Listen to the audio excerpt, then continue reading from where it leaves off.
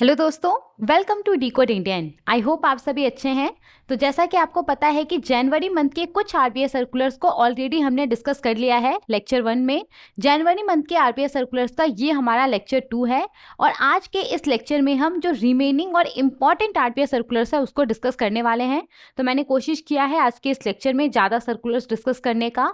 तो हो सकता है कि इस लेक्चर का लेंथ थोड़ा ज़्यादा हो जाए। तो अगर इस लेक्चर का लेंथ थोड़ा ज़्यादा हो जाएगा तो मैं इसको 2 पार्ट्स में अपलोड कर दूंगी, लेकिन एक साथ ही मैं इसे अपलोड कर दूंगी। ओके, अगर आपको इस पर्टिकुलर लेक्चर का पीडीएफ चाहिए होगा तो वो भी आपको मिल जाएगा। टेलीग्राम चैनल का लिंक डिस्क्रिप्शन बॉक्स में दिया गया है, वहां से जाकर के आप इस लेक्चर का और आने वाला जितना भी लेक्चर्स है उसका पीडीएफ डाउनलोड कर सकते हैं। ओके, तो चलिए शुरू करते हैं।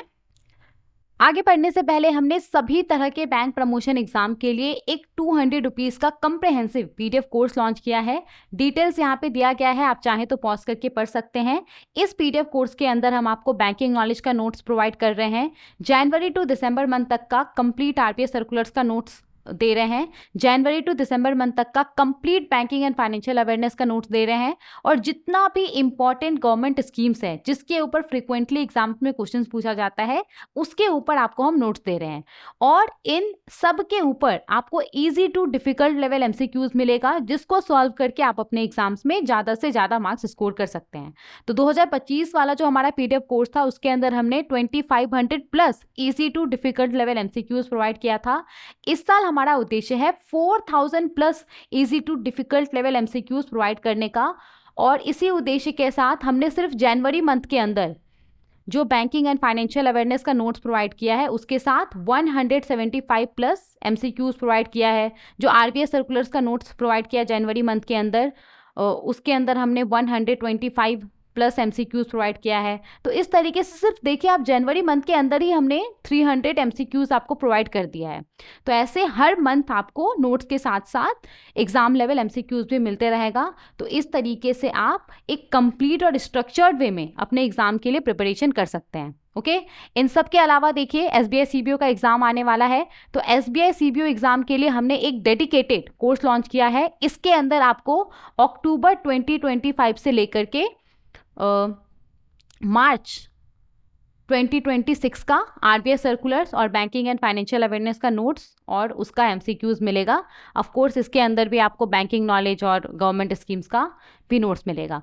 तो अगर आप इंटरेस्टेड हैं तो ये हमारा व्हाट्सएप नंबर है, इस व्हाट्सएप नंबर पे कांटेक्ट करके आप ये पीडीएफ कोर्स अवेल कर सकते हैं। ज़्यादा जानकारी के लिए आप हमारे टेलीग्राम चैनल को भी रेफर कर सकते हैं। ओके, आगे बढ़ते हैं और देखते हैं कि सबसे पहला सर्कुलर कौन सा है डिस्कशन के लिए।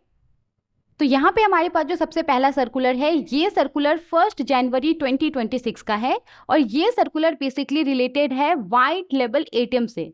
तो हमारे देश के अंदर जो वाइट लेबल एटीएम ऑपरेटर्स हैं उसको वाइट लेबल एटीएम्स को लेकर के एक रिटर्न सबमिट करना पड़ता है। तो ये रिटर्न अब वाइट लेबल एटीएम ऑपरेटर्स जो CIMS है, सेंट्रलाइज्ड इंफॉर्मेशन मैनेजमेंट सिस्टम, जो कि रिजर्व बैंक ऑफ इंडिया का next generation data warehouse है। तो जो वाइट लेबल एटीएम ऑपरेटर्स है वो उस रिटर्न को CIMS पोर्टल के थ्रू सबमिट करेगा। ओके, तो इस सर्कुलर को तो हम पढ़ेंगे ही, लेकिन इस सर्कुलर को पढ़ने से पहले हम ये देख लेते हैं कि वाइट लेबल एटीएम्स होता क्या है, इससे रिलेटेड जो भी इंपॉर्टेंट पॉइंट्स है, एटीएम से रिलेटेड जो भी इंपॉर्टेंट पॉइंट्स है, एटीएम चार्जेस को लेकर के, जो बैंक को हर महीने कम से कम कुछ फ्री एटीएम ट्रांजेक्शन्स अपने कस्टमर्स को प्रोवाइड करना होगा, उसको लेकर के जो भी इंपॉर्टेंट पॉइंट्स है उसको हम देख लेते हैं, क्योंकि इन सब के ऊपर ही ज़्यादा क्वेश्चन पूछा जाता है। ओके, उसके बाद हम अपने इस सर्कुलर के ऊपर आएंगे। काफ़ी आसान सा सर्कुलर है, तुरंत हम इसको कवर कर लेंगे। ओके, तो सबसे पहले हम वाइट लेबल एटीएम और एटीएम से रिलेटेड जो इंपॉर्टेंट पॉइंट्स होता है उसको देख लेते हैं। देखिए, सबसे पहले तो नॉर्मली जब भी आप एटीएम देखते हैं तो वो एटीएम किसका होता है? बैंक का होता है। एसबीआई का एटीएम हो गया, बैंक ऑफ इंडिया का एटीएम हो गया, एचडीएफसी बैंक का एटीएम हो गया, एक्सिस बैंक का एटीएम हो गया। तो नॉर्मली जब भी आप एटीएम देखते हैं वो बैंक का होता है। अब जैसे मान लीजिए कि एसबीआई का कोई एटीएम है, तो इसका मतलब क्या है कि इस एटीएम को स्टेट बैंक ऑफ इंडिया ने यहाँ पे सेटअप किया है, इसको इंस्टॉल किया है। स्टेट बैंक ऑफ इंडिया इस एटीएम को ओन करता है और एसबीआई ही इस एटीएम को ऑपरेट करता है अपने स्टाफ्स के थ्रू, जो थर्ड पार्टी एजेंसीज होता है उसके थ्रू, राइट। अब देखिए, कुछ एटीएम ऐसा होता है ना जिसको कि नॉन बैंक कंपनीज के द्वारा सेटअप किया जाता है, ओन किया जाता है, ऑपरेट किया जाता है। तो वैसे एटीएम्स को ही वाइट लेबल एटीएम्स बोला जाता है।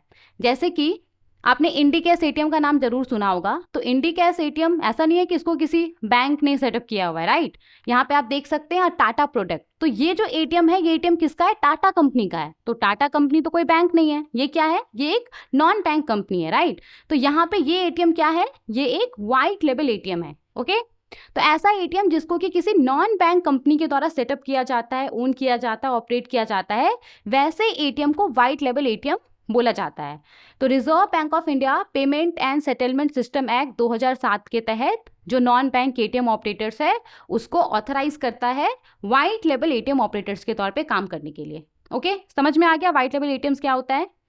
अब देखिए, Tata communications payment solution limited TCPSL, ये हमारे देश का पहला कंपनी था जिसको कि रिजर्व बैंक ऑफ इंडिया ने ऑथराइज किया था भारत के अंदर व्हाइट लेबल एटीएम्स ओपन करने के लिए।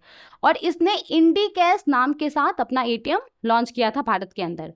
तो याद रखिएगा, Tata communication payment solution limited ये हमारे देश का पहला कंपनी था जिसको रिजर्व बैंक ऑफ इंडिया ने ऑथराइज किया था भारत के अंदर व्हाइट लेबल एटीएम ओपन करने के लिए। और इसने इंडिकैश नेम के साथ अपना एटीएम लॉन्च किया था, ओके। हालांकि ये जो कंपनी है टाटा ग्रुप का, इसको अभी एक ऑस्ट्रेलियन कंपनी ने एक्वायर कर लिया है, तो इसका नाम अभी चेंज हो गया, अब इसका नाम फिंडी इंडिया हो गया है, ओके। ना देखिए, रिजर्व बैंक ऑफ इंडिया ने जो नॉन बैंक एंटिटीज को अलाउ किया हुआ है एटीएम को सेटअप करने के लिए व्हाइट लेबल एटीएम के तौर पे, तो ये क्यों किया, इसके पीछे रैशनल क्या है? तो ये इसलिए किया है ताकि हमारे देश के अंदर जो नंबर ऑफ एटीएम्स है उसको बढ़ाया जा सके, खास करके सेमी अर्बन एरियाज में, रूरल एरियाज में, ताकि लोगों के लिए बैंकिंग सर्विसेज तक एक्सेस पाना और भी ज़्यादा आसान हो जाए, राइट। तो इसीलिए यहाँ पे रिजर्व बैंक ऑफ इंडिया ने नॉन बैंक एंटिटीज को अलाउ किया है कि वो व्हाइट लेबल एटीएम को सेटअप कर सकता है, ठीक है। अब देखिए, अभी अगर हम बात करें ना, तो हमारे देश में total 5 authorised white label ATM operators है। कौन कौन सा है? सबसे पहला है electronic payment and services private limited. तो ये अपना एटीएम EPS बैंक्स के नाम से इंस्टॉल करता है, उसको ऑपरेट करता है। और याद रखिएगा, ये जो आपका electronic payment and services private limited है, ये सबसे लेटेस्ट नॉन बैंक कंपनी है जिसको कि ऑथराइजेशन मिला है। 2024 में इसको ऑथराइजेशन दिया गया रिजर्व बैंक ऑफ इंडिया के द्वारा। इसके बाद दूसरा कंपनी है इंडिया वन पेमेंट लिमिटेड, जिसको पहले BTI पेमेंट्स प्राइवेट लिमिटेड के नाम से जाना जाता था। तो इसको 2014 में ऑथराइजेशन मिला था। इसके बाद तीसरा है Hitachi payment services private limited. तो ये अपना एटीएम मनी स्पॉट के नाम से इंस्टॉल करता है, उसको ऑपरेट करता है, ओके। और इसको 2013 में ऑथराइजेशन मिला था। इसके बाद चौथा है फिंडी इंडिया लिमिटेड। तो अभी मैंने आपको बताया जो Tata communications payment solution limited है उसको एक ऑस्ट्रेलियन कंपनी ने एक्वायर कर लिया है। तो यहाँ पे इसका नाम क्या है, जिस कंपनी ने इसको एक्वायर किया है? फिंडी इंडिया। तो इसीलिए इस कंपनी का नाम अब क्या हो गया है? फिंडी इंडिया हो गया है।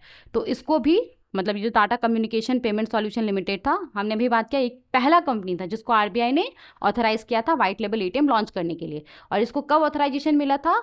तो 2013 में इसको ऑथराइजेशन मिला था, ओके। इसके बाद जो पांचवा कंपनी है वो है वक्रांगी लिमिटेड। इसको 2014 में ऑथराइजेशन मिला था, ओके। तो ये हमारे देश के अंदर 5 authorised white label ATM operators है। याद रहेगा, electronic payment and services private limited, India one payments limited, Hitachi payment services limited, Findi India limited और वक्रांगी लिमिटेड, ओके। आगे बढ़ते हैं। अब देखिए, यहाँ पे कुछ कुछ इंपॉर्टेंट पॉइंट्स है एटीएम से रिलेटेड, तो उसको हम देख लेते हैं। तो ये तो हम सबको पता है कि एटीएम से, व्हाइट लेबल एटीएम से ऐसा नहीं है कि हम बस कैश विड्रॉ कर सकते हैं। एटीएम, व्हाइट लेबल एटीएम का इस्तेमाल करके हम और भी बहुत सारा सर्विसेज, फैसिलिटीज अवेल कर सकते हैं। जैसे कि अकाउंट इन्फॉर्मेशन, हम अपना बैलेंस चेक कर सकते हैं और भी डिटेल्स चेक कर सकते हैं। हम कैश डिपॉजिट कर सकते हैं एटीएम का इस्तेमाल करके।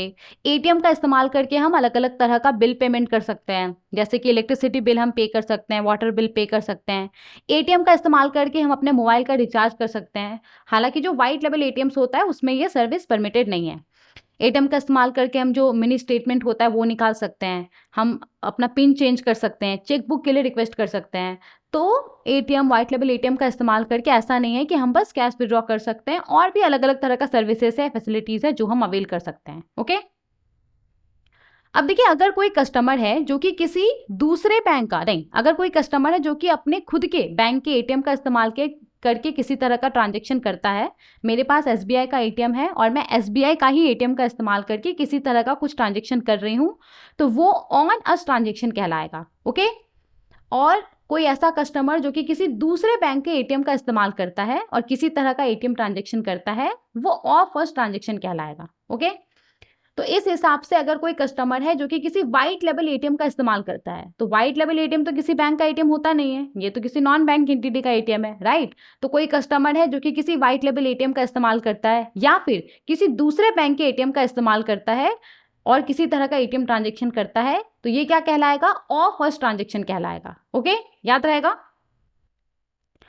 अब देखिए यहाँ पे ये जो पॉइंट है काफी इंपॉर्टेंट पॉइंट है और इसके ऊपर आपसे एग्जाम में क्वेश्चन पूछा जा सकता है, तो इसको ध्यान से समझिएगा और जो भी नंबर्स है उसको आपको याद रखना है। ओके, हालांकि मैं आपको याद करवा दूंगी लेकिन फिर भी आप थोड़ा सा फोकस होकर सुनिएगा।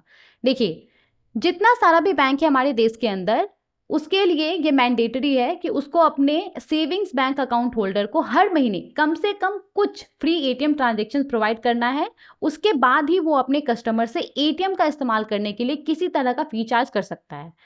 तो वैसा केस जहां पे कोई कस्टमर अपने ही बैंक के एटीएम का इस्तेमाल कर रहा है, मैं एसबीआई की कस्टमर हूं और मैं एसबीआई का ही एटीएम का इस्तेमाल कर रही हूं, तो इस केस में जो बैंक है वो हर महीने 5 फ्री फाइनेंशियल ट्रांजेक्शन प्रोवाइड करेगा, irrespective of the location of the ATM. Doesn't matter कि जो एटीएम है वो कहाँ पे लोकेटेड है, मेट्रो सिटीज में लोकेटेड है या फिर नॉन मेट्रो सिटीज में लोकेटेड है। अगर कोई कस्टमर अपने खुद के एटीएम का इस्तेमाल कर रहा है, तो ऐसे केस के लिए जो बैंक है वो हर महीने कम से कम 5 फ्री फाइनेंशियल ट्रांजेक्शन प्रोवाइड करेगा। यहाँ पे फाइनेंशियल ट्रांजेक्शन का क्या मतलब है? कैश विड्रॉ करना हो गया, और unlimited non cash withdrawal transaction provide करेगा। ओके, तो मान लीजिए मैं एसबीआई की कस्टमर हूँ, तो मैं एसबीआई के एटीएम से किसी एक मंथ में 5 बार फ्री में जो कैश है वो विड्रॉ कर सकती हूँ और मैं अनलिमिटेड बार नॉन कैश विड्रॉवल ट्रांजेक्शन कर सकती हूँ। बैलेंस इंक्वायरी हो गया, चेकबुक रिक्वेस्ट हो गया, पिन चेंज हो गया, ये मैं अनलिमिटेड कर सकती हूँ। ठीक है, याद रहेगा। अब देखिए, वैसा केस जहां पे कोई कस्टमर है जो कि किसी दूसरे बैंक का एटीएम का इस्तेमाल करता है और वो एटीएम किसी मेट्रो लोकेशन में लोकेटेड है। तो 6 मेट्रो लोकेशंस है, बेंगलुरु, चेन्नई, हैदराबाद, कोलकाता, मुंबई और न्यू दिल्ली। तो ऐसा केस जहां पे कोई कस्टमर किसी दूसरे बैंक के एटीएम का इस्तेमाल करता है और वो एटीएम इन 6 मेट्रो लोकेशंस में से किसी लोकेशन पे लोकेटेड है, तो इस केस में बैंक अपने कस्टमर को हर महीने कम से कम 3 फ्री ट्रांजेक्शन प्रोवाइड करेगा। और यहाँ पे देखिए, ट्रांजेक्शन का मतलब फाइनेंशियल और नॉन फाइनेंशियल ट्रांजेक्शन दोनों आता है। तो अगर मैं कैश विड्रॉ करती हूँ वो भी इस 3 फ्री ट्रांजेक्शन में काउंट होगा, अगर मैं बैलेंस इंक्वायरी करती हूँ वो भी काउंट होगा, अगर मैं पिन चेंज करती हूँ वो भी काउंट होगा। ठीक है, याद रहेगा। इसके बाद देखिए, वैसा केस जहां पे कोई कस्टमर किसी दूसरे बैंक के एटीएम का इस्तेमाल करता है और वो एटीएम किसी नॉन मेट्रो लोकेशंस में लोकेटेड है। जो 6 मेट्रो लोकेशंस हमने देखा, बेंगलुरु, चेन्नई, हैदराबाद, कोलकाता, मुंबई और न्यू दिल्ली, तो इसको छोड़ करके किसी नॉन मेट्रो लोकेशन में एटीएम लोकेटेड है, जैसे कि रांची हो गया या धनबाद हो गया, वहां पे लोकेटेड है।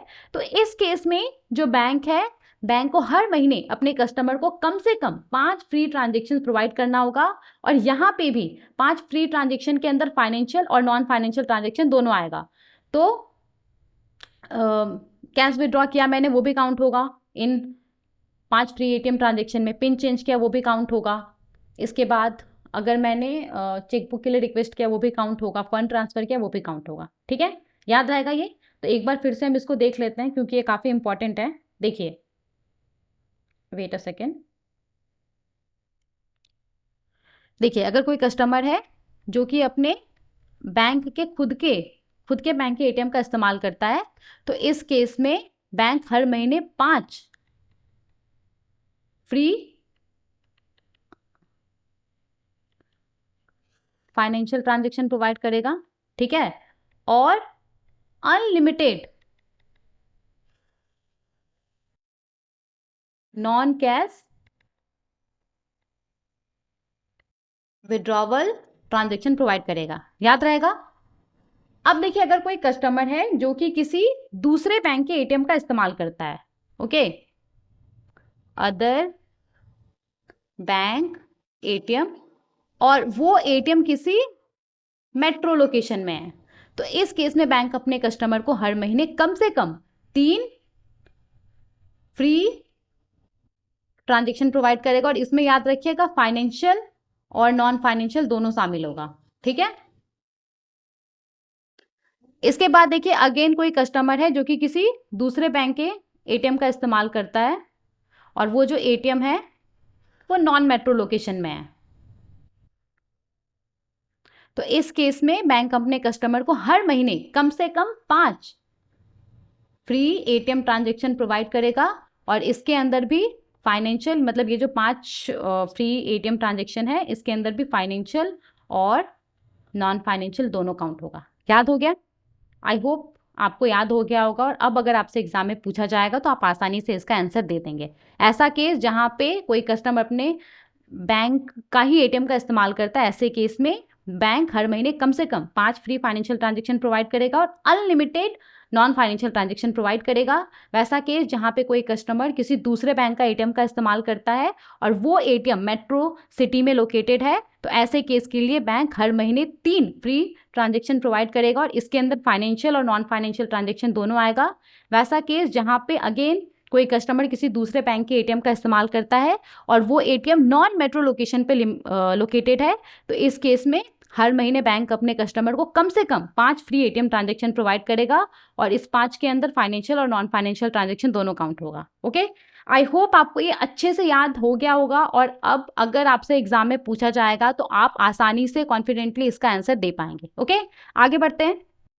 अब देखिए अगर कोई कस्टमर है जो कि किसी एक मंथ के अंदर जो उसको फ्री एटीएम ट्रांजेक्शन प्रोवाइड किया गया है उससे ज़्यादा वो एटीएम ट्रांजेक्शन करता है, मान लीजिए कि अपने ही बैंक का इस्तेमाल करके उसने किसी एक मंथ के अंदर 5 बार पैसे निकाल लिया है, तो अब वो अगर छठी बार पैसे निकालने के लिए जाएगा अपने ही बैंक का एटीएम से, तो यहाँ पे एक फ़ी चार्ज किया जाएगा, राइट।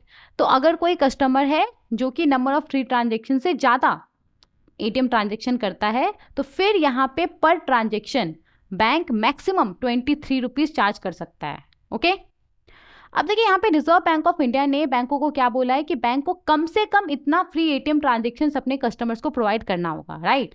अगर बैंक चाहे तो बैंक इससे ज़्यादा भी फ्री ट्रांजेक्शन अपने कस्टमर्स को प्रोवाइड कर सकता है। ओके, तो रिजर्व बैंक ऑफ इंडिया ने यहाँ पे minimum number of free ATM transaction के बारे में बोला है। अगर बैंक चाहे तो बैंक इससे ज़्यादा भी फ्री एटीएम ट्रांजेक्शन अपने कस्टमर्स को ऑफर कर सकता है, कस्टमर्स को अट्रैक्ट करने के लिए। ओके, इसके बाद देखिए ये जो भी हमने पढ़ा अभी, वो जो basic savings bank deposit account है उसके ऊपर अप्लाई नहीं होगा। ओके,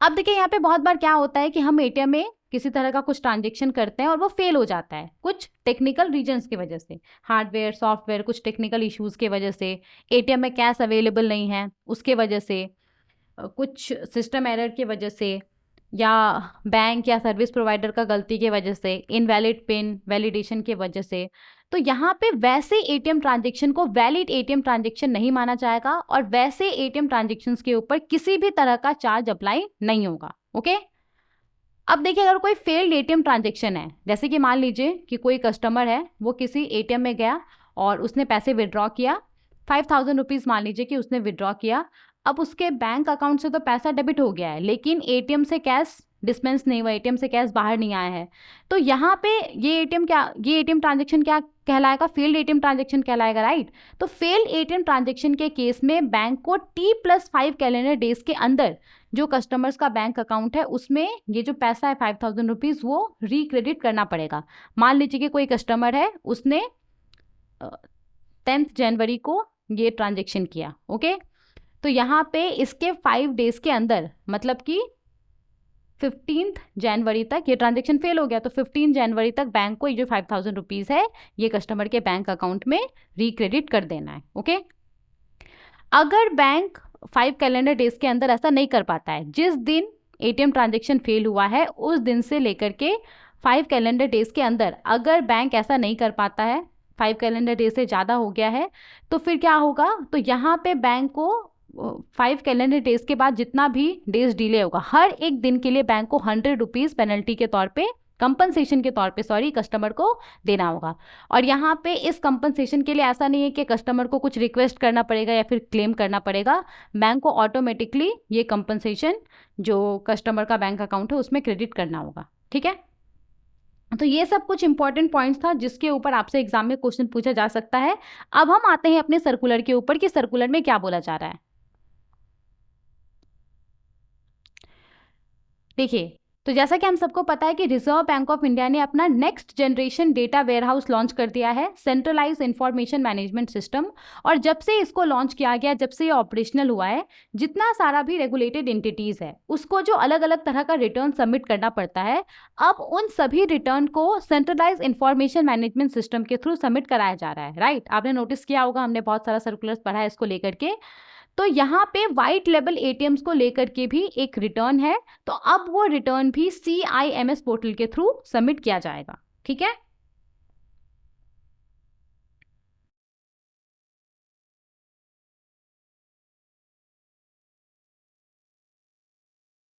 देखिए तो यहाँ पे रिटर्न का नाम क्या है, वाइट WLA स्टैटिस्टिक्स।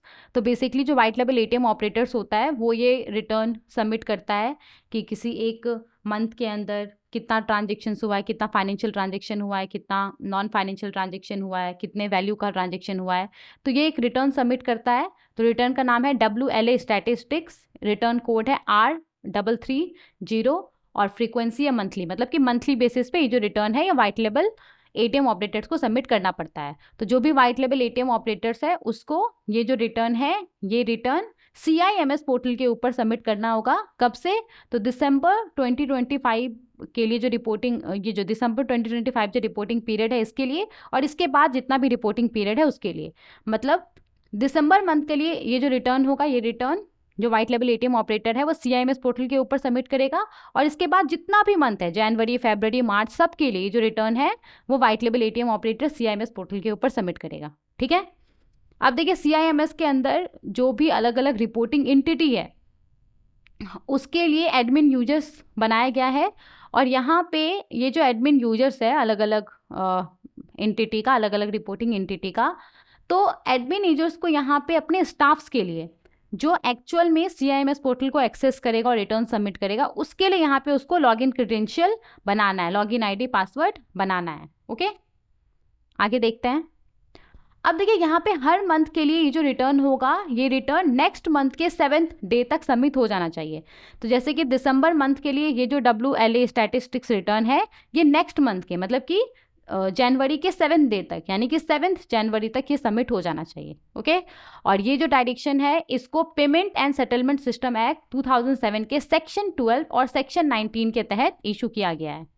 और अगर ये जो इंस्ट्रक्शंस है उसका नॉन कंप्लायंस होता है, अगर कोई वाइट लेवल एटीएम है जो कि इसको कंप्लाई नहीं करता है, तो यहाँ पे पीनल एक्शन उसके अगेंस्ट में लिया जा सकता है, पेनल्टी इम्पोज किया जा सकता है। ओके, एप्लीकेबिलिटी तो आपको समझ में आ ही गया होगा। हमारे देश के अंदर जितना भी वाइट लेवल एटीएम ऑपरेटर्स है, तो हमने बात किया था total 5 white level ATM operators है, उन सब के ऊपर ये जो सर्कुलर है ये एप्लीकेबल होगा। ओके, समझ में आ गया। आगे बढ़ते हैं और नेक्स्ट सर्कुलर को देखते हैं। देखिए यहाँ पे हमारे पास जो सर्कुलर है ये सर्कुलर 13 जनवरी 2026 का है। और ये सर्कुलर किस चीज़ से रिलेटेड है, तो हमारे देश के अंदर जो किसान है, किसानों के पास जो किसान क्रेडिट कार्ड होता है, किसान क्रेडिट कार्ड के थ्रू बैंक से वो जो शॉर्ट टर्म लोन अवेल करते हैं, एग्रीकल्चर लोन, फसल के लिए जो लोन अवेल करते हैं, अलाइड एक्टिविटीज़ के लिए वो जो लोन अवेल करते हैं, जैसे कि एनिमल हस्बेंड्री हो गया जिसको हम पशुपालन कहते हैं, फिशरीज हो गया, मछली पालन, बी कीपिंग हो गया। तो यहाँ पे हमारे देश के अंदर जो किसान है, किसान जो किसान क्रेडिट कार्ड के थ्रू बैंक से शॉर्ट टर्म लोन अवेल करते हैं एग्रीकल्चर के लिए, अलाइड एक्टिविटीज़ के लिए, तो उसके लिए जो एक स्कीम है मॉडिफाइड इंटरेस्ट सबवेंशन स्कीम, तो इस स्कीम को फाइनेंशियल ईयर 2025-26 के लिए भी अप्रूव कर दिया गया है। तो बेसिकली यहाँ पे भारत सरकार ने मॉडिफाइड इंटरेस्ट सबवेंशन स्कीम को फाइनेंशियल ईयर 2025-26 के लिए भी अप्रूव कर दिया है। यहाँ पे कुछ कुछ कंडीशंस है, उन कंडीशंस के साथ, तो उसको तो हम पढ़ेंगे ही, लेकिन उससे पहले हम एक बेसिक आइडिया ले लेते हैं कि ये मॉडिफाइड इंटरेस्ट सबवेंशन स्कीम है क्या, इसके अंदर होता क्या है। ओके,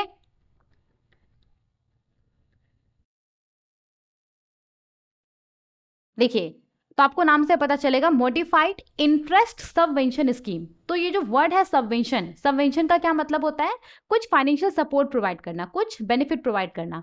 तो मॉडिफाइड इंटरेस्ट सबवेंशन स्कीम के तहत क्या होता है ना, मान लीजिए कि कोई बैंक है और इस बैंक ने 9% का इंटरेस्ट रेट तय किया हुआ है एग्रीकल्चर लोन्स के लिए। अब ये बैंक क्या करता है ना, ये बैंक 7% के इंटरेस्ट रेट के ऊपर, कम इंटरेस्ट रेट के ऊपर, ये मान लीजिए कोई किसान है, उसको एग्रीकल्चर लोन दे देता है, मान लीजिए 2 लाख रुपीस लोन दे देता है। ओके, अब यहाँ पे बैंक अपना खुद का नुकसान करके तो कम इंटरेस्ट रेट के ऊपर किसान को लोन देगा नहीं, right.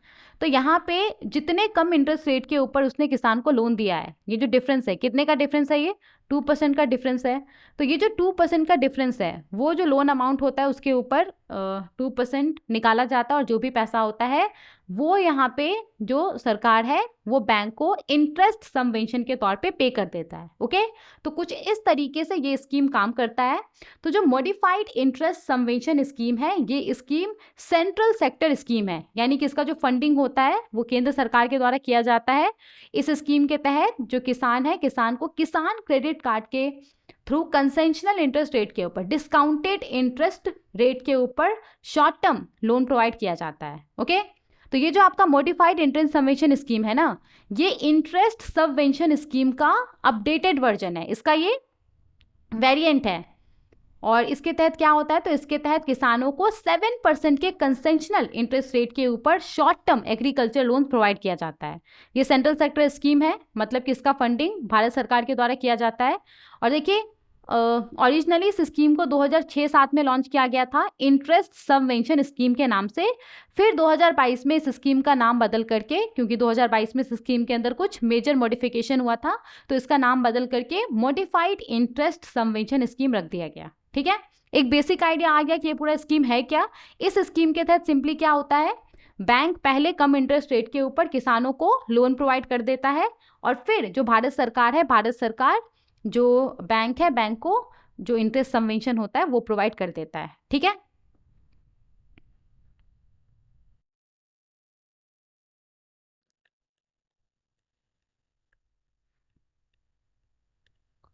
Okay.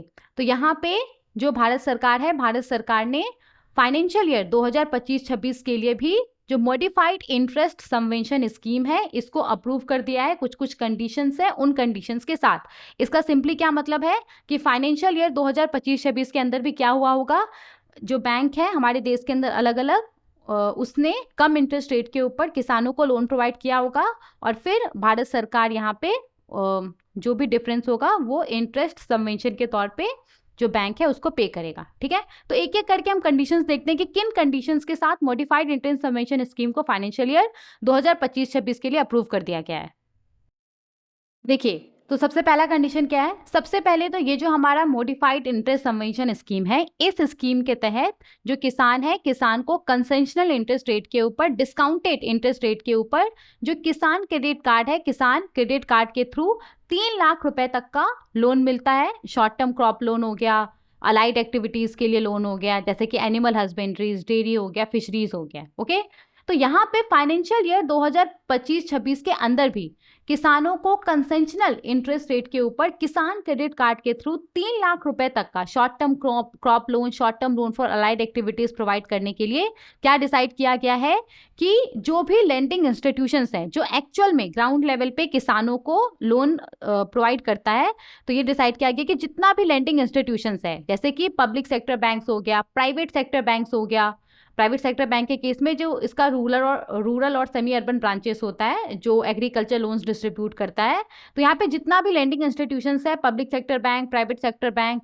Small finance bank, computerised primary agriculture cooperative societies जो कि किसी स्केड्यूल कमर्शियल बैंक के साथ लिंक है, तो उन सबको यहाँ पे भारत सरकार इंटरेस्ट सबवेंशन प्रोवाइड करेगी। किस चीज के ऊपर, तो लेंडिंग इंस्टीट्यूशंस के द्वारा खुद के रिसोर्सेज का इस्तेमाल करके जो लोन प्रोवाइड किया होगा उसके ऊपर। ठीक है, तो ये पहला कंडीशन है, सेम ही है, इसमें किसी तरह का बदलाव नहीं हुआ है। आगे देखते हैं। अब देखिए, यहाँ पे जो इंटरेस्ट सबवेंशन प्रोवाइड किया जाएगा वो कैसे कैलकुलेट होगा, तो जो लोन अमाउंट होगा उसके ऊपर जो इंटरेस्ट सबवेंशन है वो कैलकुलेट किया जाएगा। मान लीजिए कोई किसान है, उसने बैंक से 3 लाख रुपए का लोन लिया हुआ है, तो 3 लाख रुपए के ऊपर जो भी इंटरेस्ट सबवेंशन होगा वो कैलकुलेट किया जाएगा।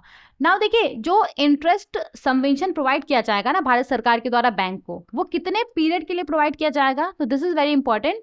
तो जिस डेट को लोन का एक्चुअल डिसबर्समेंट हुआ होगा, जिस डेट को बैंक ने किसान को लोन डिसबर्स किया होगा, उस डेट से लेकर के जिस डेट को फार्मर ने लोन का रीपेमेंट किया होगा या फिर जो भी ड्यू डेट बैंक के द्वारा सेट किया हुआ है, इन दोनों में से जो भी पहले आएगा उस डेट तक यहाँ पे उतने पीरियड के लिए यहाँ पे जो इंटरेस्ट सबवेंशन है वो भारत सरकार के द्वारा बैंक को प्रोवाइड किया जाएगा। डोंट वरी, इसको हम एक एग्जाम्पल से समझते हैं। और मैक्सिमम 1 साल के लिए ही इंटरेस्ट सबवेंशन प्रोवाइड किया जा सकता है। जैसे कि मान लीजिए कि कोई कस्टमर है, जैसे कि मान लीजिए कि कोई फार्मर है और फार्मर ने 1 अप्रैल और 2025 को उसने बैंक से एक लोन लिया है, ओके। और जो ड्यू डेट है ना वो मान लीजिए कि 31 मार्च 2026 है। तो 1 अप्रैल 2025 को उसने बैंक से लोन लिया है और उसको 31 मार्च 2026 तक बैंक को रिपेमेंट करना है, ठीक है। अब मान लीजिए ना कि जो फार्मर है, फार्मर के पास पैसा आ गया, उसका फाइनेंशियल कंडीशन अच्छा हो गया। तो मान लीजिए कि फार्मर ने कहाँ समझाऊँ, यहाँ पे समझा देती हूँ। मान लीजिए कि फार्मर ने 1 जनवरी 2026 को ही इसने लोन का रीपेमेंट कर दिया, ओके। तो यहाँ पे इस डेट से लेकर के 1 अप्रैल 2025 को लोन को डिसबर्स किया गया था, राइट। और लोन का रीपेमेंट कब हो गया? 1 जनवरी 2026 को। तो कितना हुआ? अप्रैल, मई, जून, जुलाई, अगस्त, सितंबर, अक्टूबर, नवंबर, दिसंबर, 9 मंथ्स हुआ। तो यहाँ पे 9 मंथ्स के लिए ही जो बैंक भारत सरकार है, भारत सरकार बैंक को जो इंटरेस्ट सबवेंशन है वो प्रोवाइड करेगा, ठीक है। अब अगर मान लीजिए कि जो किसान है, किसान ने 31 मार्च 2026 को ही लोन का रीपेमेंट किया है, तो यहाँ पे ये पूरा 1 साल के लिए, पूरा 12 मंथ्स के लिए जो इंटरेस्ट सबवेंशन है वो यहाँ पे भारत सरकार बैंक को पे करेगा, ठीक है। तो मैक्सिमम 1 साल के लिए ही इंटरेस्ट सबवेंशन प्रोवाइड किया जा सकता है, ओके। समझ में आ गया? अब देखिए फाइनेंशियल ईयर 2025-26 के दौरान एप्लीकेबल लेंडिंग रेट क्या है फार्मर्स के लिए, मतलब कि ग्राउंड लेवल पे किस इंटरेस्ट रेट के ऊपर किसान को लोन मिलेगा और यहाँ पे रेट ऑफ इंटरेस्ट सबवेंशन क्या है जो लेंडिंग इंस्टीट्यूशन है उसके लिए। तो देखिए फाइनेंशियल ईयर 2025-26 के अंदर जो लेंडिंग रेट टू फार्मर्स है वो कितना है? 7% है। मतलब कि इस 7% के कंसेशनल इंटरेस्ट रेट के ऊपर जो किसान है उसको बैंक से लोन मिलेगा और यहाँ पे जो भी लोन अमाउंट होगा उसके ऊपर 1.50% के हिसाब से जो इंटरेस्ट सबवेंशन है वो लेंडिंग इंस्टीट्यूशंस को, बैंक्स को और भी जो लेंडिंग इंस्टीट्यूशंस है उसको प्रोवाइड किया जाएगा, ओके। तो एक एग्जांपल से समझते हैं। जैसे मान लीजिए कोई किसान है और उसने सपोज 3 लाख रुपए का लोन लिया है, ठीक है। 3 लाख रुपए का उसने लोन लिया, तो ये लोन उसको 7% के कंसेशनल इंटरेस्ट रेट के ऊपर मिल गया है, ठीक है। वो जो बैंक है, मान लीजिए कि जो बैंक है ना, बैंक ने 8.5% इंटरेस्ट रेट तय किया हुआ एग्रीकल्चर लोन के लिए, लेकिन ये बैंक क्या करता है, ये बैंक इस फार्मर को 3 लाख रुपए का लोन 7% के कंसेशनल इंटरेस्ट रेट के ऊपर दे देता है। तो अब खुद का नुकसान तो करेगा नहीं बैंक यहाँ पे। तो अभी बैंक ने क्या किया? 7% के कंसेशनल इंटरेस्ट रेट के ऊपर किसान को लोन दे दिया। तो किसान को कितना इंटरेस्ट पे करना पड़ेगा? 7 3 21,000 पर एनम के हिसाब से 21,000 इंटरेस्ट पे करना पड़ेगा, राइट। तो यहाँ पे दे दिया। अब भारत सरकार, ये जो डिफरेंस है 7% और 8.5% के बीच में कितना डिफरेंस है? 1.50% का डिफरेंस है, राइट। तो भारत सरकार इस 3 लाख रुपए के ऊपर 1.50% के हिसाब से जो भी इंटरेस्ट बनेगा 4,500 कुछ इंटरेस्ट बनेगा, ठीक है। तो ये इंटरेस्ट यहाँ पे जो भारत सरकार है वो बैंक को इंटरेस्ट सबवेंशन के तौर पे प्रोवाइड करेगा। समझ में आ गया? ओके। यहाँ पे क्या बोला जा रहा है? तो फाइनेंशियल ईयर 2025-26 के अंदर लेंडिंग रेट टू फार्मर्स क्या है? 7% और रेट ऑफ इंटरेस्ट सबवेंशन क्या है लेंडिंग इंस्टीट्यूशंस के लिए? 1.50%। ओके, आगे बढ़ते हैं। अब देखिए यहाँ पे अगर कोई ऐसे किसान है जिन्होंने अपने लोन का रीपेमेंट टाइमली कर दिया है, तो वैसे किसान को और एडिशनल 3% पर एनम के हिसाब से इंटरेस्ट सबवेंशन का बेनिफिट प्रोवाइड किया जाएगा। ओके, तो जैसे मान लीजिए कि कोई फार्मर है और उन्होंने बैंक से 7% के कंसेशनल इंटरेस्ट रेट के ऊपर लोन लिया। अब इन्होंने अपने लोन का रीपेमेंट टाइमली कर दिया, तो और एडिशनल 3% का इंटरेस्ट सबवेंशन का बेनिफिट इनको प्रोवाइड किया जाएगा। मतलब 7 में से आप 3 माइनस कर दीजिए, कितना हो गया? 4% हो गया। मतलब कि इनके ऊपर जो इंटरेस्ट पे करने का बर्डन आएगा वो 4% पर एनम के हिसाब से आएगा, क्योंकि इन्होंने अपने लोन का रीपेमेंट टाइमली कर दिया है। और ये भी जो एडिशनल इंटरेस्ट सबवेंशन का बेनिफिट है 3% पर एनएम के हिसाब से, ये भी मैक्सिमम 1 साल के पीरियड के लिए ही प्रोवाइड किया जाएगा। ओके, तो यहाँ पे वैसे फार्मर्स जिन्होंने बैंक से short term crop loan avail किया हुआ है, शॉर्ट टर्म लोन अवेल किया हुआ अलाइड एक्टिविटीज़ के लिए, जैसे कि पशुपालन हो गया, डेयरी हो गया, मछली पालन हो गया, बी कीपिंग हो गया, तो वैसे फार्मर्स जिन्होंने बैंक से short term crop loan, short term loan for allied activities avail किया हुआ है और उन्होंने अपने लोन का रीपेमेंट टाइमली कर दिया, तो वैसे फार्मर को फाइनेंशियल ईयर 2025-26 के दौरान किस हिसाब से, किस रेट ऑफ इंटरेस्ट के हिसाब से इंटरेस्ट पे करने का बर्डन आएगा? 4% पर एनएम के हिसाब से, इस रेट ऑफ इंटरेस्ट के हिसाब से इंटरेस्ट पे करने का बर्डन आएगा। ठीक है, क्योंकि यहाँ पे ऐसे फार्मर्स को और एडिशनल 3% पर एनएम के हिसाब से इंटरेस्ट सबवेंशन का बेनिफिट प्रोवाइड किया जाएगा। ठीक है, समझ में आ गया? अब देखिए, वैसे फार्मर्स जिन्होंने अपने लोन का रीपेमेंट 1 साल के बाद किया है, तो वैसे फार्मर्स के लिए ये जो बेनिफिट है, एडिशनल 3% पर एनएम इंटरेस्ट सबवेंशन का बेनिफिट है, वैसे फार्मर्स के लिए ये जो बेनिफिट है वो अवेलेबल नहीं होगा। ओके,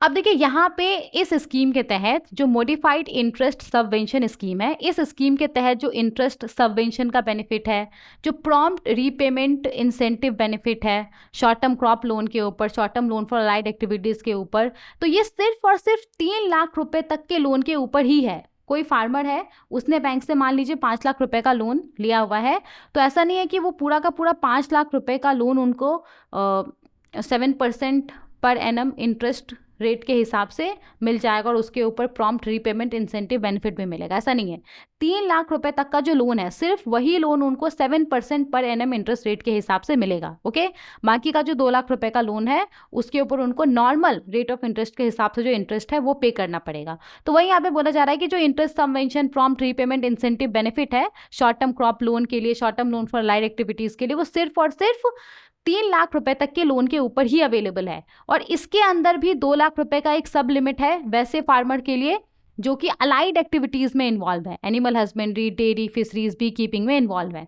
मतलब कि कोई ऐसे फार्मर जो कि अलाइड एक्टिविटीज में इन्वॉल्व है, तो उनके द्वारा 2 लाख रुपए तक का जो लोन लिया जाएगा, सिर्फ उसी लोन के ऊपर ये जो इंटरेस्ट सबवेंशन का बेनिफिट है, जो प्रॉम्प्ट रीपेमेंट इंसेंटिव बेनिफिट है, वो अवेलेबल होगा। ओके, समझ में आ गया?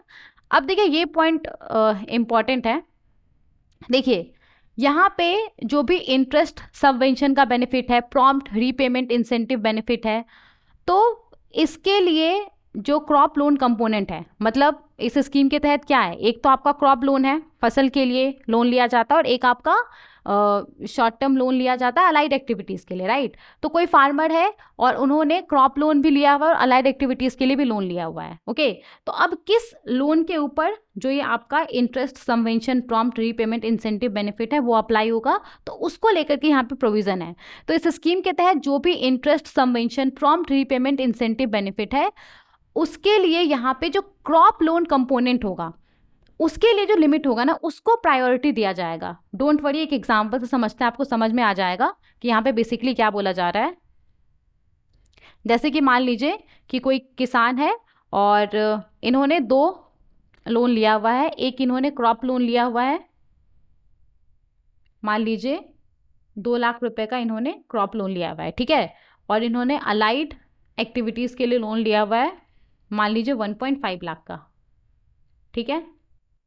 और आपको अभी तक पता चल गया होगा कि ये जो पूरा स्कीम है, मॉडिफाइड इंटरेस्ट सबवेंशन स्कीम, इस स्कीम के तहत मैक्सिमम 3 लाख रुपए के ऊपर ही ये जो बेनिफिट है इंटरेस्ट सबवेंशन का, प्रॉम्प्ट रीपेमेंट इंसेंटिव बेनिफिट का, वो अप्लाई होगा। और यहाँ पे क्या बोला जा रहा है कि जो क्रॉप लोन कंपोनेंट है ना, उसके लिए जो लिमिट है, उस लिमिट को प्रायोरिटी दिया जाएगा। तो 3 लाख यहाँ पे ओवरऑल लिमिट है, राइट?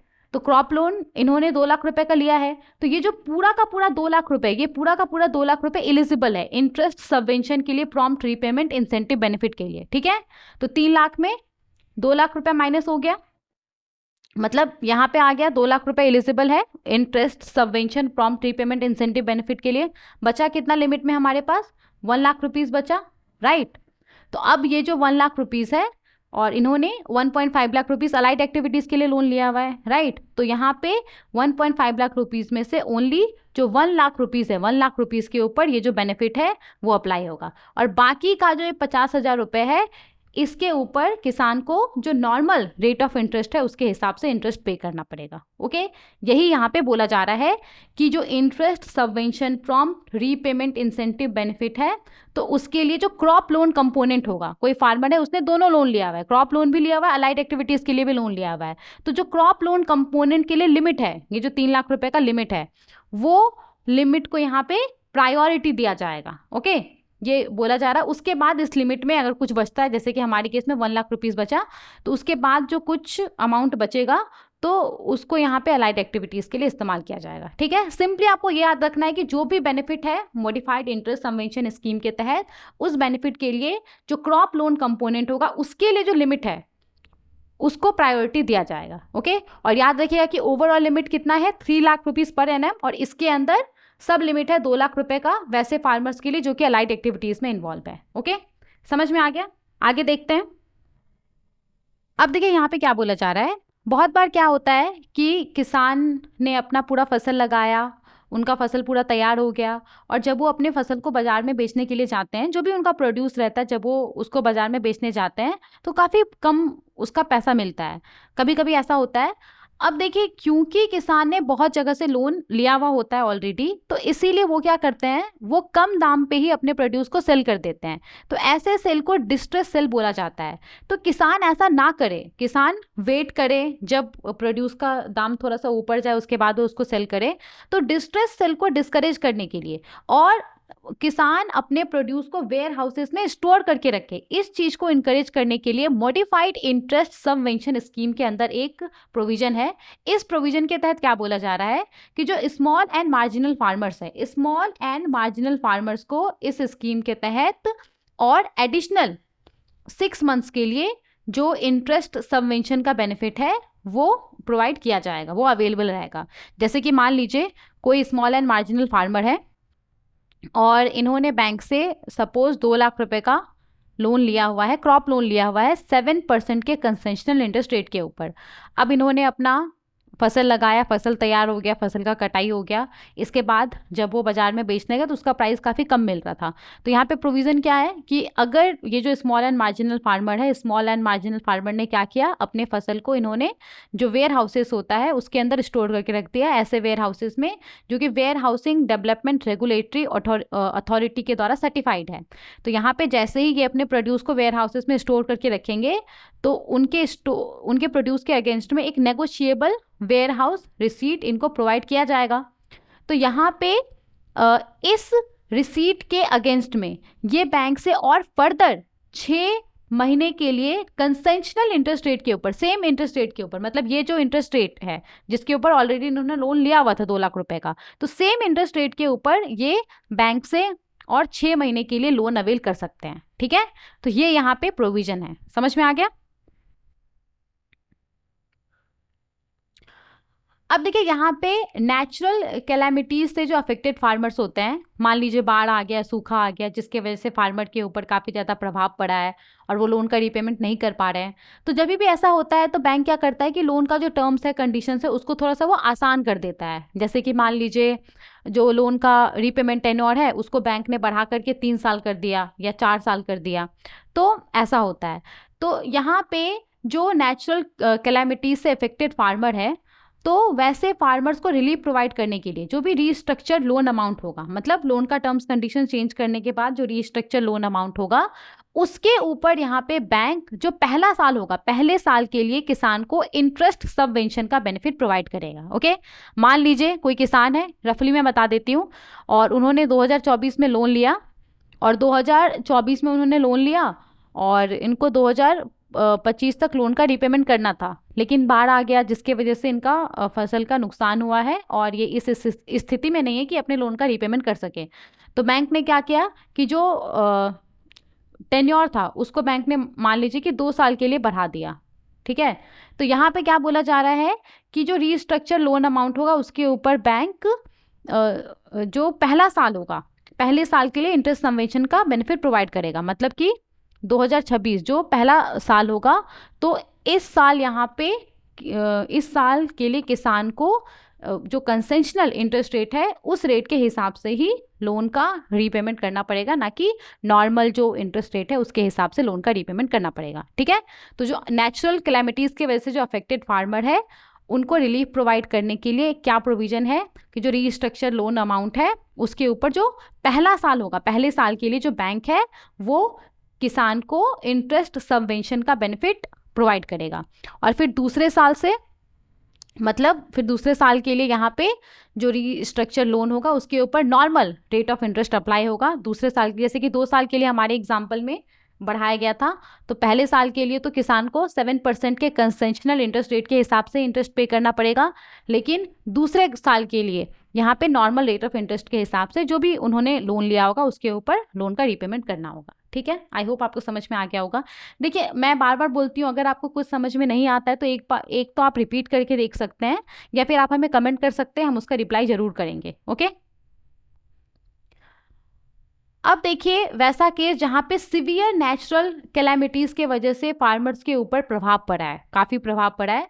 मान लीजिए कुछ साइक्लोन आ गया जिसके वजह से फार्मर को काफ़ी ज़्यादा नुकसान हुआ है, तो ऐसे केस में फार्मर को रिलीफ प्रोवाइड करने के लिए सरकार ने क्या बोला है कि जो रीस्ट्रक्चर लोन अमाउंट होगा, रीस्ट्रक्चर लोन अमाउंट के ऊपर जो पहला साल होगा, सॉरी जो पहला 3 साल होगा, पहले 3 साल के लिए जो बैंक है वो किसान को इंटरेस्ट सबवेंशन का बेनिफिट प्रोवाइड कर सकता है, या फिर इंटायर पीरियड के लिए जो इंटरेस्ट सबवेंशन का बेनिफिट है वो प्रोवाइड कर सकता है, लेकिन किसी भी कंडीशन में ये 5 साल से ज़्यादा नहीं हो सकता है। ओके, तो सिवियर नेचुरल कैलेमिटीज़ की वजह से जो अफेक्टेड फार्मर्स है उसको यहाँ पे रिलीफ प्रोवाइड करने के लिए जो रीस्ट्रक्चर लोन अमाउंट है उसके ऊपर बैंक मैक्सिमम 5 साल के लिए जो इंटरेस्ट सबवेंशन का बेनिफिट है वो प्रोवाइड कर सकता है। ओके, और यहाँ पे इस तरह के केसेस में भी जो प्रॉम्प्ट रीपेमेंट इंसेंटिव बेनिफिट है 3% पर एनम का वो अप्लाई होगा। ओके, ना देखिए इस तरह के केसेस में मतलब सिवियर नेचुरल क्लैमिटीज़ के वजह से किसान को जो नुकसान हुआ है, तो इस तरह के केसेस में किसान को बेनिफिट प्रोवाइड करने का ये जो डिसीजन है ये किसके द्वारा लिया जाएगा,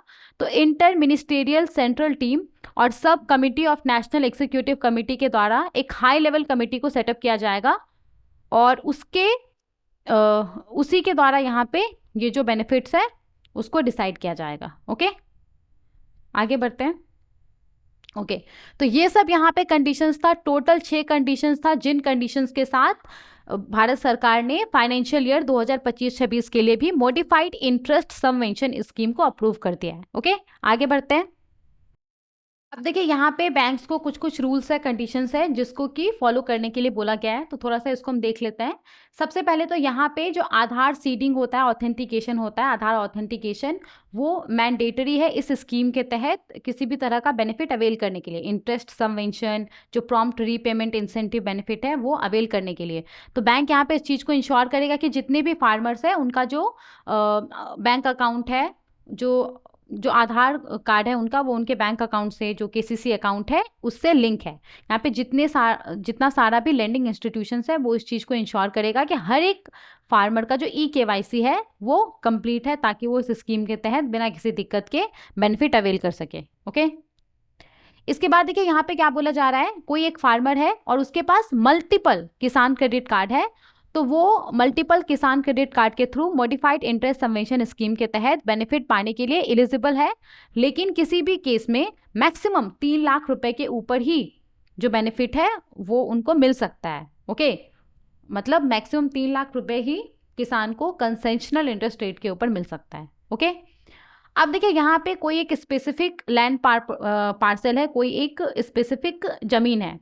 देखिए होता क्या है ना कि किसान जब भी किसान क्रेडिट कार्ड के लिए अप्लाई करता है लोन के लिए, तो बैंक यहाँ पे जो लोन सैंक्शन करता है वो किसान का कुछ ज़मीन रहता है, उसका जो साइज रहता है, उसका जो डिटेल्स रहता है उसके आधार पे करता है। ओके, तो यहाँ पे क्या बोला जा रहा है कि कोई एक स्पेसिफिक लैंड पार्सल है, कोई एक स्पेसिफिक ज़मीन है, तो उस ज़मीन के लिए सिर्फ एक ही किसान क्रेडिट कार्ड अकाउंट के थ्रू जो ये मॉडिफाइड इंटरेस्ट सबवेंशन स्कीम है इसके तहत बेनिफिट अवेल किया जा सकता है। ओके, अब अगर कोई किसान है जिनके पास एक से ज़्यादा किसान क्रेडिट कार्ड अकाउंट है लेकिन वो एक ही ज़मीन से लिंक्ड है, तो इस केस में क्या होगा, तो इस केस में यहाँ पे जो भी किसान credit card account highest sanction, जिस भी किसान क्रेडिट कार्ड अकाउंट के अंदर हाईएस्ट सैंक्शन लोन लिमिट होगा उसके ऊपर ये जो MISS का बेनिफिट है वो अप्लाई होगा।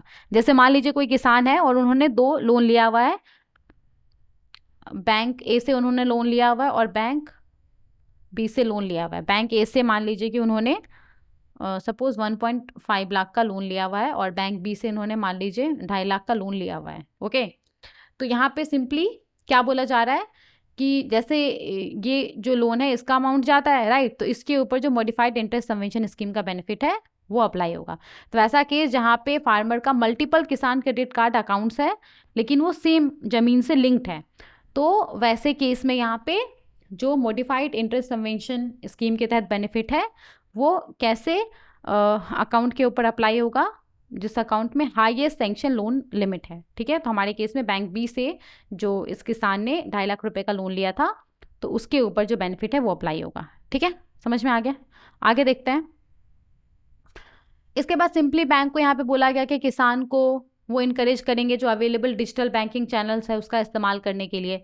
फिर बैंक को यहाँ पे बोला गया है कि वो हर एक इंडिविजुअल फार्मर का जो इंडिविजुअल फार्मर बेनिफिशरीज का जो भी डिटेल्स होगा तो उसके सोशल कैटेगरी के साथ, कि वो जनरल कैटेगरी के अंदर आते हैं या OBC के अंदर आते हैं या SC ST के अंदर आते हैं, उसके सोशल कैटेगरी के साथ बैंक को हर एक फार्मर बेनिफिशरीज का जो डिटेल्स होगा वो किसान ऋण पोर्टल के ऊपर सबमिट करना होगा। ओके, और यहाँ पे ये जो डेटा होगा वो एक्यूरेट होना चाहिए ताकि फाइनेंशियल ईयर 2025-26 के लिए बैंक के द्वारा इस स्कीम के तहत जो भी क्लेम्स किया जाएगा तो उस क्लेम का सेटलमेंट आसानी से हो जाए, कोई दिक्कत ना हो। ठीक है, मैंने कुछ पॉइंट मिस किया है क्या?